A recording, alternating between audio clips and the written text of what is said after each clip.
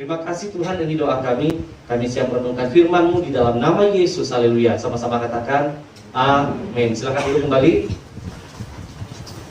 Baik, shalom. Dan sukacita, amin. Haleluya. Dan kita bersyukur karena pada pagi hari ini kita boleh bersama-sama memuji dan memuliakan nama Tuhan. Dan tadi sudah didoakan juga bahwa Bapak Pendeta Stephen Lee dalam keadaan kurang sehat hari ini, karena memang beberapa waktu ini kita merasa bahwa kondisi tubuh kita melemah ya. Seperti itu juga saya, kalau Bapak Ibu ikut mesbah doa pada pagi kemarin, saya sudah parau-parau, serak-serak basah. Seperti begitulah. Saya mau renungan, akhirnya sudah hampir mau selesai firman Tuhan, suara saya pun hampir mau hilang. Mudahan hari ini tidak sama dengan kemarin seperti itu ya. Memang itulah kondisi kita hari ini, tapi kita percaya bahwa kita ini pakai kesehatan, kekuatan yang Tuhan berikan selagi ada kesempatan Tuhan berikan bagi kita. Ya, karena selama ini kita belajar tentang Yesus Kristus Juru Selamat, Yesus Kristus Penudus, Yesus Kristus Penyembuh, dan yang terakhir Yesus Kristus Raja yang akan datang. Sama-sama dengan saya, Yesus Kristus Raja yang akan datang. Nah, tadi seperti saya sudah sampaikan pada minggu lalu bahwa Gereja Kemah Injil mengambil bicara tentang Yesus Kristus untuk kita katakan bahwa Gereja Kemah Injil ini gereja Yesus Kristus, bukan gereja pribadi. Kalau Bapak Ibu Saudara ketahui bahwa ada beberapa gereja ya, kita katakan bahwa mereka merasa itu milik mereka sendiri ya, dan dikatakan bahwa segala sesuatu yang mereka lakukan juga untuk diri mereka sendiri akhirnya gitu ya. Tapi gereja GKI mengambil Injil 4 berganda, kita katakan Injil 4 berganda menjadi ajaran dalam Gereja Kemah Injil, supaya kita semua tahu bahwa Gereja Kemah Injil ini bukan milik pribadi, tetapi milik Tuhan Yesus, gereja ini. Sehingga apapun yang kita lakukan, kita pertanggungjawabkan semua di hadapan Tuhan ya. Jadi itu yang kita mau sampaikan, sehingga saya mau katakan bahwa kita selalu kembali back to Bible, kembali kepada firman Tuhan, apa yang kita lakukan dalam gereja kita. Walaupun ada ADART yang mengarahkan kita, anggaran dasar gereja yang mengarahkan kita, tetapi memang kembali kepada kebenaran firman Tuhan, bicara tentang Injil 4 berganda. Nah, pada pagi hari ini kita akan baca firman Tuhan. Kita baca sama-sama 2, 3. Jawab Yesus, akulah dia, dan kamu akan melihat Anak Manusia duduk di sebelah kanan yang Maha Kuasa dan datang di tengah-tengah awan-awan di langit. Ya, puji Tuhan. Ini perkataan Tuhan Yesus. Pada waktu itu memang ada diskusi yang panjang, dan dikatakan bahwa mereka bertanya, apakah engkau Mesias? Ya, karena ada kebenaran yang mereka percayai tentang siapa itu Mesias. Lalu dikatakan bahwa Tuhan Yesus menjawab, akulah dia. Ya, ini pernyataan-pernyataan yang kalau kita argumen dengan orang-orang yang ingin tahu tentang Alkitab seperti itu ya. Ada juga yang cari kesalahan. Benar enggak Yesus itu Mesias? Seperti itu. Atau bicara, benar enggak Yesus itu Tuhan? Ada yang tanya seperti itu. Akhirnya ya kita katakan hal-hal seperti ini yang akan menjadi pembicaraan kita. Nah, bicara tentang dia yang akan datang, dijelaskan bahwa Yesus sendiri sudah mengatakan dia akan datang. Dan ini logo Gereja Kemah Injil ya, bicara tentang mahkota ya. Jadi kalau ada di depan ya, ya ada di depan sini, ini yang bagian bawah ini bicara tentang mahkota Yesus Kristus Raja yang akan datang. Ya. Nah, pertanyaannya, mengapa Tuhan Yesus disebut Raja yang akan datang? Kenapa kita perlu tahu bahwa Yesus Kristus itu Raja yang akan datang sih? Jawabannya ini. Yang pertama, saya baca untuk kita Yesaya 9 ayat 5. Ini sudah mungkin ada ayat hafalan anak-anak untuk sekolah minggu biasanya. Ya, firman Tuhan, sebab seorang anak telah lahir untuk kita, seorang putra telah diberikan untuk kita, lambang pemerintahan, dikatakan pemerintahan ada di atas bahunya, dan namanya disebutkan orang, penasihat ajaib, Allah yang perkasa, Bapa yang kekal, Raja damai. Mengapa Tuhan Yesus disebut Raja? Ya, di sini dikatakan di dalam Yesaya dinubuatkan bahwa seorang anak, ya kita akan belajar di bulan Desember nanti tentang Yesus Kristus, ya kelahiran Yesus Kristus. Kemudian dalam Yeremia 23 ayat 5 juga dikatakan bahwa sesungguhnya waktunya akan datang, demikian firman Tuhan, bahwa aku akan menumbuhkan tunas, adil bagi Daud. Dikatakan ia akan memerintah, dikatakan pemerintahan ya, pemerintah sebagai raja yang bijaksana dan akan melakukan keadilan dan kebenaran di negeri. Ini juga bicara tentang nubuatan tentang Tuhan Yesus. Kemudian di dalam perjanjian lama, Bapak Ibu Saudara bisa baca nanti, itu dalam Yehezkiel 37 ayat 21 sampai 25, Daniel, Hosea, Mika, Sefanya, Sakaria, itu banyak sekali juga dinubuatkan tentang Yesus Kristus yang akan memerintah sebagai raja, seperti itu ya. Dan dia dikatakan adalah seorang raja. Sehingga kalau kita baca dari perjanjian lama, akhirnya kita temukan bahwa sudah dinubuatkan tentang kelahiran Tuhan Yesus. Dan itu merupakan sebuah nubuat yang terjadi di dalam perjanjian baru. Sehingga kalau kita melihat dalam perjanjian baru, maka kita akan temukan hal ini. Mengapa Tuhan Yesus disebut raja yang akan datang ya? Nih, dalam Injil Matius 2 ayat 20 Injil Matius 2 ayat 2 dikatakan ini orang Majus ya, orang Majus dan bertanya-tanya, di manakah dia raja orang Yahudi? Ya, dikatakan raja orang Yahudi yang baru dilahirkan itu, kami telah melihat bintangnya di timur dan kami datang untuk menyembah dia. Ini bicara dalam perjanjian baru. Bicara tentang orang datang sekarang mencari Tuhan Yesus. Yang dikatakan dinubuatkan dalam perjanjian lama dan genapi dalam perjanjian baru.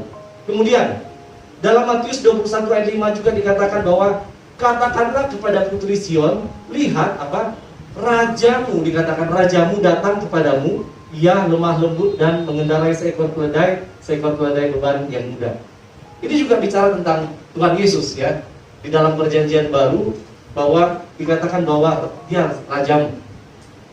Kemudian saya tertarik dengan ini, ayat ini, Matius 27 ayat 11 dikatakan, lalu Yesus dihadapkan kepada wali negeri dan wali negeri bertanya kepadanya, engkaukah raja orang Yahudi? Jawab Yesus, engkau sendiri mengatakannya. Jadi ini juga berbicara tentang raja orang Yahudi. Berarti nubuatan dan penggenapan dilakukan bahwa Yesus raja. Makanya kenapa kita mau tentang logo Gereja Kemah Injil bicara tentang mahkota Yesus Kristus raja yang akan datang. Kita berpikir kenapa sih harus raja gitu. Karena kan sudah dinubuatkan bahwa dia sebagai raja. Bahkan di dalam Injil perjanjian baru bisa dibaca nanti Matius 27 ayat 42, Lukas 19 ayat 38, Yohanes lagi sini, Yohanes, 1 Timotius, Wahyu ini ayat-ayat yang dijelaskan tentang kebenaran itu. Bicara tentang Yesus Kristus sebagai raja. Dan kalau kita melihat memang ya realita bicara bahwa dia ada raja, bicara tentang penguasa. Raja itu seorang yang berkuasa yang akan memerintah. Sehingga waktu kita percaya sebagai Gereja Kemah Injil, percaya Yesus Kristus raja yang akan datang, berarti kita percaya bahwa dia akan datang untuk memerintah dan dia berkuasa. Sehingga kalau kita mau katakan juga bahwa orang-orang yang ya beda dengan kita juga percaya kalau Yesus bisa datang kedua kali. Saya dengar video beberapa orang buat di YouTube ya. Akhirnya saya temukan ternyata mereka percaya Tuhan Yesus datang, tapi maaf, bukan sebagai Tuhan, hanya sebagai sebatas nabi. Tetapi nabi yang luar biasa, nabi yang paling benar. Sehingga dia juga yang dikatakan bahwa akan melihat kebaikan orang apa yang sudah dia lakukan. Dan tentu saya mau katakan bahwa kita sebagai Gereja Kemah Injil percaya bahwa dia pasti akan datang kembali kedua kali. Amin. Kita percaya itu. Dan kita semua yang percaya bahwa waktu kita percaya Tuhan Yesus, kita pasti masuk surga. Amin.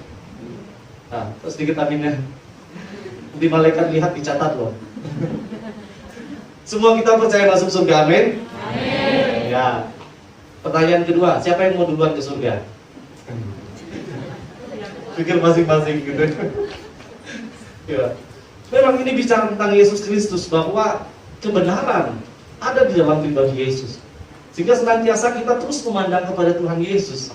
Kita mengarahkan diri kita, bicara bahwa keselamatan kita dapatkan hanya melalui Yesus. Lalu kemudian pengudusan kita dapatkan melalui Yesus. Kenapa? Karena dia yang bisa menguduskan kita. Dia adalah anak domba Allah. Lalu dikatakan tentang penyembuh, dia menyembuhkan segala penyakit kita. Bahkan penyakit yang dikatakan penyakit paling terbesar kita adalah dosa. Hanya Yesus yang bisa sembuhkan. Dan bicara tentang raja, Dia akan datang kedua kali sebagai Raja yang akan datang menyelamatkan kita. Nah, kedatangan Tuhan Yesus kedua kali sebagai Raja yang akan datang pada dasarnya menjelaskan beberapa hal, menjelaskan dua hal. Yang pertama, puncak dari segala bagian Injil. Saya pelajari kebenaran firman Tuhan bahwa kedatangan Yesus kedua kali sebagai Raja yang akan datang pada dasarnya menjelaskan tentang puncak dari segala bagian Injil. Artinya kalau Tuhan Yesus sudah datang kedua kali, maka selesai sudah yang namanya beritaan Injil, firman Tuhan. Lalu yang kedua, bicara tentang Yesus Kristus datang kedua kali sebagai Raja, itu bicara tentang bahwa Dia Raja segala Raja dan Tuhan di atas segala Tuhan. Tidak ada yang seperti Tuhan Yesus. Coba bilang sama orang di samping kiri Anda, bilang, tidak ada seperti Tuhan Yesus kita. Ya. Amin. Tidak ada yang seperti Tuhan Yesus. Dan dikatakan bahwa Dia adalah Raja segala Raja, dan tidak ada Raja seperti Tuhan Yesus. Makanya kita mau katakan Yesus Kristus datang kedua kali sebagai Raja. Yesus Kristus Raja yang akan datang, bicara bahwa Dia Raja atas segala Raja dan Tuhan atas segala Tuhan. Tidak ada seperti Dia. Sehingga senantiasa kita memberi segenap hidup kita kepada Tuhan. Nah, menjadi pertanyaannya adalah, apa yang dimaksud dengan puncak dari segala bagian Injil? Kita baca firman Tuhan ini bersama-sama supaya kita bisa mengerti apa yang dikatakan puncak dari segala bagian Injil. Kita baca Matius 24 ayat 14-23. Dan Injil kerajaan ini akan diberitakan di seluruh dunia menjadi kesaksian bagi semua bangsa, sesudah itu barulah tiba kesudahannya. Di dalam ayat firman Tuhan juga sudah berkata bahwa kalau Injil sudah diberitakan di seluruh dunia menjadi kesaksian bagi semua bangsa, sesudah itu apa? Barulah tiba kesudahannya. Pertanyaan saya, kapan Injil ini akan semua dunia, seluruh dunia sudah diberitakan? Ini menjadi diskusi yang panjang juga untuk kami belajar tentang kebenaran firman Tuhan ini. Kenapa? Karena kita katakan bahwa kalau Injil diberitakan, berarti semua orang sudah mendengar tentang Yesus Kristus. Oke lah, bisa jadi seperti itu ya. Tetapi bagaimana dengan orang-orang di tempat yang lain, bangsa yang lain, suku yang lain, kalau mereka belum dengar Injil? Akhirnya ada lagi bahasa yang katakan, oh untuk konteks sekarang ada handphone, handphone bisa digunakan sehingga Injil bisa diberitakan. Ya, benar juga. Ada juga yang punya konsep seperti itu. Tetapi bagaimana dengan orang yang miskin yang tidak punya handphone? Akhirnya banyak perdebatan. Lalu ternyata kami mendapat sebuah kesimpulan waktu diskusi masalah ini adalah, yang bicara tentang kerajaan yang akan diberitakan di seluruh dunia menjadi kesaksian, sesudah itu barulah tiba kesudahannya, itu menjelaskan bahwa itu terjadi atas kehendak Tuhan. Kembali, atas kehendak Tuhan, bukan karena situasi dan kondisi gitu ya, tetapi atas kehendak Tuhan. Kalau Tuhan katakan, sudah berakhirlah semuanya gitu, bisa saja terjadi, karena semuanya kembali kepada Tuhan. Konsep kita manusia, begini. Contoh sederhana deh, gini deh. Saya ingin sampaikan tentang orang yang alami kecelakaan parah. Contohnya dia setia melayani, kayak kita rajin pelayanan setiap hari Minggu. Tetapi tiba-tiba yang terjadi di hidupnya apa? Waktu dia naik pesawat, yang terjadi pesawat itu hancur, meledak. Menurut konsep kita manusia, kita katakan itu sadis banget. Kenapa orang yang setia melayani Tuhan, akhirnya Tuhan panggil dia dengan cara pesawatnya harus terbakar? Karena kita punya konsep yang namanya etika, cara berpikir kita dan sebagainya. Itulah yang kita katakan bahwa tidak sesuai dengan saya. Saya maunya kan seperti ini Tuhan, seperti ini Tuhan. Kalau dia setia melayani, setia buat ini, setia buat ini, akhirnya waktu dia pergi dari dunia ini, dia meninggalnya baik-baik saja. Tetapi kembali kepada Tuhan. Kalau memang itu menurut Tuhan baik, why not? Kenapa tidak? Makanya saya mau katakan bahwa kalau menurut Tuhan, sudah semua dunia mendengar kabar Injil, dan waktunya Tuhan selesaikan semuanya. Selesai. Dan disitulah dikatakan bahwa puncak dari segala bagian Injil diberitakan. Dan tidak akan ada lagi. Sehingga yang terjadi adalah, jangan kita berpikir, berarti belum dengar nih orang-orang. Contohnya, kita percayakan orang pergi pelayanan di Hong Kong sana, misi pelayanan di Hong Kong, kita katakan, oh berarti masih banyak nih orang-orang di Hong Kong yang tidak percaya kepada Tuhan Yesus. Apa yang terjadi dengan kita? Kita katakan, oh berarti saya masih bisa hidup bebas, saya masih bisa hidup dalam dosa karena Tuhan Yesus belum datang. Bukan itu maksudnya. Selagi kita mengerti bahwa segala sesuatu ada dalam kehendak Tuhan, hari ini atau besok bisa saja segala sesuatu berakhir. Sehingga yang harus terjadi adalah mari kita mawas diri, menjaga diri kita masing-masing. Sejauh mana hubungan saya dengan Tuhan, itu yang utama. Agar kita bisa menjaga hidup kita selalu layak di hadapan Tuhan, ya. Karena seperti yang saya katakan, kalau konsepnya kita manusia berbeda jauh dengan konsepnya Tuhan. Bahkan dikatakan bahwa bagi kita 1000 hari, tapi bagi Tuhan hanya 1 hari. Ini perbedaan jauh tentunya. Sehingga dalam hidup ini bicara tentang Yesus Kristus, ya, bicara tentang Yesus Kristus sebagai Raja yang akan datang. Makanya kita harus katakan bahwa disitulah puncak Injil diberitakan ketika Dia akan datang. Kemudian yang kedua, bicara tentang Raja segala raja dan Tuhan di atas Tuhan. Ini kita bisa temukan itu di dalam Efesus pasal 1 ayat 21 sampai 23. Kita baca sama-sama 2-3. Jauh lebih tinggi dari segala pemerintah dan penguasa dan kekuasaan dan kerajaan dan tiap-tiap nama yang dapat disebut, bukan hanya di dunia ini saja, melainkan juga di dunia yang akan datang. Dan segala sesuatu telah diletakkannya di bawah kaki Kristus, dan Dia telah diberikannya kepada jemaat sebagai kepala dari segala yang ada. Jadi ini juga menjelaskan bahwa segala sesuatu ada di dalam kedaulatannya Tuhan, kehendaknya Tuhan. Sehingga bicara tentang kuasa Tuhan, kuasa yang tidak dapat dibatasi oleh apapun. Jika waktu kita bicara tentang keselamatan, pengurusan, ya, penyembuhan, kuasa Tuhan tidak dibatasi dengan apapun. Akhirnya yang kita pahami dari kebenaran firman Tuhan ini bahwa kalau Tuhan Yesus itu Raja di atas segala raja, Tuhan di atas segala Tuhan. Artinya kalau Dia punya kuasa segala sesuatu, ya. Dalam Injil Matius 28 di ayat 19 sampai 20 juga diberikan, Tuhan Yesus katakan bahwa kepadaku telah diberikan segala kuasa di surga dan di bumi. Artinya bahwa di dalam menjalani hidup ini kita harus melihat kepada pribadi Tuhan Yesus. Sehingga ketika ada masalah, ada persoalan terjadi dalam hidup kita, kita alami sakit dan sebagainya, mari kita pandang kepada Yesus. Dan kita tahu bahwa waktu kita memandang kepada Tuhan Yesus, kita percayakan hidup kita kepadanya karena Dia yang berdaulat atas kehidupan kita. Sehingga ini yang menjadi kebenaran untuk kita terus dapat perhatikan bahwa kalau Dia berkuasa atas segala sesuatu, artinya juga bahwa kalau Dia mau datang, tidak harus tunggu, ya, besok dulu, atau tidak tunggu bulan depan dulu, tapi kapanpun Tuhan bisa datang. Lagu-lagu yang sudah kita nyanyikan dari NKI, ya, tadi sudah dinyanyikan, Ibu Lisna bahwa kita memuji Tuhan dari NKI, banyak sekali mengandung makna teologi di dalamnya. Bahwa Yesus datang tidak seorang pun tahu, jamnya tidak ada seorang pun tahu. Jadi dalam hidup ini sebenarnya firman Tuhan ingin jelaskan bahwa mari kita melihat introspeksi diri kita seperti itu. Sejauh mana hubungan kita dengan Tuhan. Karena memang yang tahu hubungan kita dengan Tuhan adalah pribadi kita. Pak Gembala tidak tahu, asisten tidak tahu, BPJ tidak tahu, tapi Tuhan tahu. Karena Dia punya kuasa, Dia punya power, Dia punya kemampuan dan segalanya. Sehingga harusnya kita memberi yang terbaik untuk Tuhan dalam jalan hidup ini.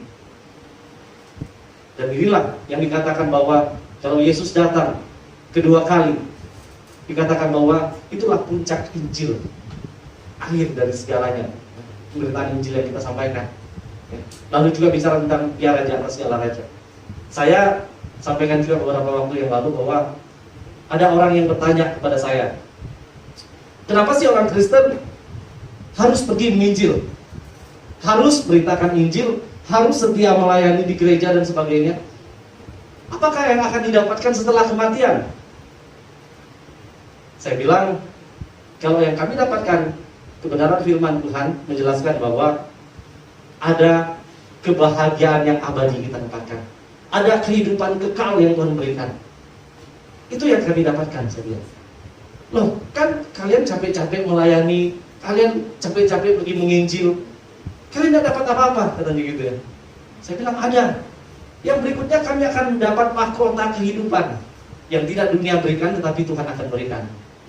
Waduh, sia-sialah, dia bilang begitu. Dia coba bandingkan, ada orang yang lahir sudah sakit, miskin, tidak bahagia dalam rumah tangga yang broken home.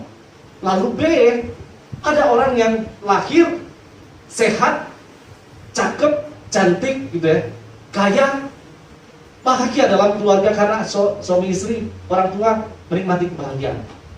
Nah, sekarang kalau kalian semua ini, dia bilang A dan B meninggal, akhirnya waktu kalian nanti mendapat kehidupan yang baru, dikatakan hidup kekal itu, akhirnya yang A tidak menikmati sesuatu yang sama dengan yang B. Saya bilang itu konsep manusia. Tapi konsep kami bahwa waktu kita mendapatkan apa yang Tuhan berikan di akhir zaman adalah kebahagiaan yang sangat abadi. Saya mau katakan begini, kalau kita married, kita nikah, kita katakan bahagia banget, ya, bahagia enggak? Yang pengen married, yang pengen menikah, pasti bilang bahagia banget. Lalu waktu kita punya anak, lihat orang punya anak, kita bilang, oh bahagia banget ya. Nah, waktu kita punya anak, bahagia enggak? Bahagia. Tapi waktu kita tanya, bahagianya berapa lama? Ada yang katakan bisa dihitung dengan hari, ada yang bisa dihitung dengan bulan, bisa dihitung dengan tahun. Kebahagiaan itu. Kenapa? Ternyata dalam keluarga banyak terjadi persoalan juga, masalah juga, dengan perbedaan kita, dengan pasangan kita contohnya. Lalu setelah punya anak terjadi masalah juga. Kita pikir orang yang punya anak bahagia banget gitu ya, sepertinya sudah nggak ada masalah lagi gitu. Padahal ada juga. Makanya kita mau katakan bahwa itu bahagianya manusia, tetapi bahagia yang Tuhan berikan, bahagia yang tidak akan pernah ada habisnya. Sekali lagi, bahagia yang tidak akan pernah habisnya. Makanya saya tarik sebuah ayat kebenaran firman Tuhan bahwa kalaupun ada firman Tuhan katakan orang yang meninggalkan ayah dan ibunya akan mendapat 100 kali lipat. Lalu dia katakan, dia balas, ini yang saya sampaikan tadi. Dia balas katakan begini, ternyata sedih banget jadi orang Kristen. Kenapa sih kita tidak bahagia kalau juga nantinya di surga sana? Maksudnya kita yang saat ini sedang menderita, akhirnya nanti di surga kita bahagia gitu. Lalu saya coba balik tanya, lalu bagaimana dengan ajaran kalian? Kayak tadi dijelaskan bahwa ajaran mereka mengatakan bahwa setelah mereka nanti tidak bahagia di dunia ini, nanti setelah mereka masuk di akhirat nanti, mereka akan dapat sesuatu lebih bahagia daripada yang ada di dunia ini. Seperti itu juga. Tetapi tubuh jasmani dikatakan masih akan ada di kekekalan mereka. Saya bilang ya itulah perbedaan kita. Walaupun saya sampaikan dengan luar biasa kepada Anda, tapi kalau Anda tidak mengerti ya percuma juga gitu. Akhirnya dia bilang apa? Dia balas, baiklah kita menurut keadilan masing-masing, yang mana Tuhan yang kita yang adil, dia bilang begitu. Saya bilang ya terima kasih untuk sharingnya gitu. Memang kalau kita berpikir tentang kehidupan ini, ya, kita melihat kenapa kita melayani dengan setia, kita melayani menginjil dan sebagainya, kita hidup dalam rumah tangga yang mungkin pada saat ini sedang mengalami masalah. Ingat bahwa segala sesuatu ya akan kita pertanggungjawabkan di hadapan Tuhan. Mungkin hari ini kita nyaman saja, ya, kita rasa enak saja, tapi firman Tuhan katakan bahwa segala sesuatu dipertanggungjawabkan di hadapan Tuhan. Saya ingin bahwa kita baca firman Tuhan ini, Wahyu 22 ayat 12, kita baca sama-sama 2-3.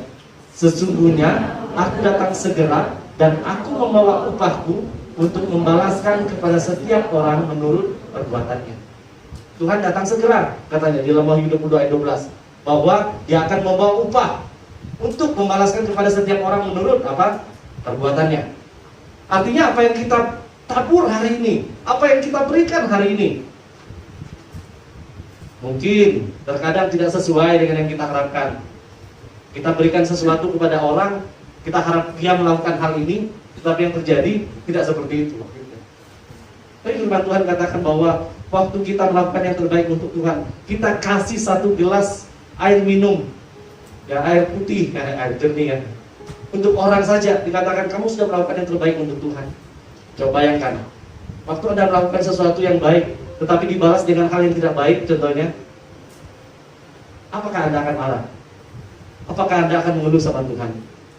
Firman Tuhan katakan, jangan pernah melihat hal itu sebagai sesuatu untuk kamu dibalas, tapi kamu sudah menerima kebaikan dari Tuhan, sehingga kamu harus melakukannya. Dan ingatlah kebenaran firman Tuhan, bahwa waktu Yesus datang, Dia akan datang sebagai Raja yang akan memerintah.